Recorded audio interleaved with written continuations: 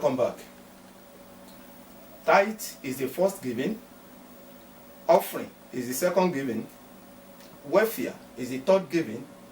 While project giving is the fourth. And the fifth giving, as far as covenant is concerned, is sacrifice. Sacrifice. Sacrifice. Psalm 126, verse 1 to 6, talks about sacrifice. Psalm 126. When the Lord turned again the captivity of Zion, they were like them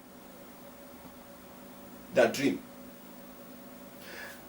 And when you read it from verse 1 down to verse 6, verse 1 talks about how God turned again the captivity of Zion. But from verse 2 to verse 6 talks about what he did before his captivity was turned around. The Bible says, he that beareth in his hands a special seed. Special seed. So a special seed need to be sown in order for you to put an harvest upon your head. So Psalm 126 from verse 1 to 6 talks about what you get and what you do. But people always speak what to get and they stop at what to get. They don't cross over to what you do. And there are things you need to do before you can get what you get. And what is sacrifice? Sacrifice is giving to the Lord wholeheartedly. A giving that you offer that touch your spirit, soul, and body.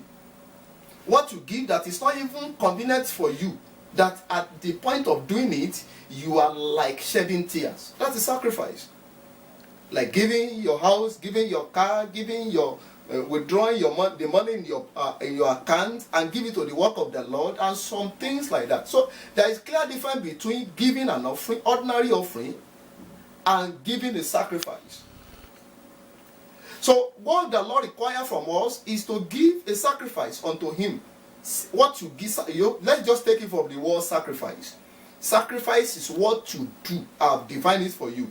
What you do that touch your spirit, that touch your body, that touch your soul. And when you have 100,000 naira in your account and you give 1,000 naira, that's an offering. It will not be painful. It will not touch you to give 1,000 naira, even 10,000 naira as an offering. But in a situation whereby you give half of what you are having in your account, or you withdraw all the money in your account, that is a sacrifice. Sacrifice is what you give, and after giving it, you are still thinking about it. You are having one car, and you give that one car to the Lord, that is sacrifice. You have 10 naira, or you have 10,000 naira, you give the whole 10,000 naira, that is what you call sacrifice. So, sacrifice is another thing that we need to do, just like Abraham in the book of Genesis chapter 22, as you read it from verse 1 to the end. His only begotten son, he gave it unto the Lord. God asked him to sacrifice it, and at the act of doing it, he had done it already. God accepted it as he has done it, as if he has done it rather. So sacrifice is another thing we need to know as far as covenant is concerned. And another thing we need to consider as far as covenant is concerned is parental care. Parental care. Caring for our parents. Caring for our parents. And in Deuteronomy chapter 5 verse 16, Deuteronomy chapter 5 verse 16 talks about how to care for our parents. And we have to understand that we have two parents. There is biological parents and also spiritual parents. Biological parent is the parent that give back to you directly. Why spiritual parents are those who care for you spiritually. They are like your pastor, your evangelist, your prophet, and so on and so forth. So when you stretch your hands towards them, be a blessing to them, giving to them, then you are fulfilling a covenant. Another one where I will stop is what I call seed of faith. Seed of faith is another thing you need to consider as far as giving is concerned. Giving in covenant is concerned. Seed of faith. And we can see that in the book of 2 Kings chapter 6, when you read it down, especially verse 16. 2 Kings chapter 6, when you read it down from verse 6, rather, verse 1 to 6, 2 Kings chapter 6, from verse 1 to 6, then you will see how the children of prophet were going, they want to cross to the other side. They were going to cross to the other side. Now, the principle that happened there, when they were trying to cross to the other side, and the head of the house fell to the river, and the man of God asked the children of prophet to show him where it is.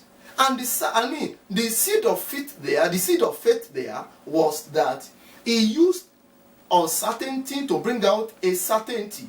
He cut a wood and threw it into the river, and the Bible says he used the wood to bring out an iron, which is very, very impossible. And a wood cannot bring out an iron. But what the Lord is trying to teach us there is we have to understand the principle as far as seed of faith is concerned. That means if you are going to bring out something certain, you have to use what is not certain. And they are looking for the head of their house, but humanly speaking, a stick cannot bring out an iron. That means whenever you want to get something from the Lord, you go and offer a seed that look like not certain. So when that is given to the Lord will use it to bring out a certainty from you. So seed of faith is what you do because of something you want to get. That's just the definition. Something you have in your hands, and you do it to get out what you need from the Lord. Remember that widow? What do you have in your house? You always have something to get what you need.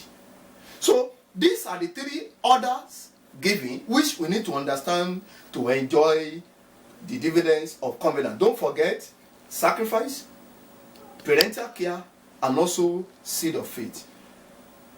Let's wait in the other episode. The Lord will bless you. I remain Oluwarotimi Peter. God bless you from Reality Global Network. Amen.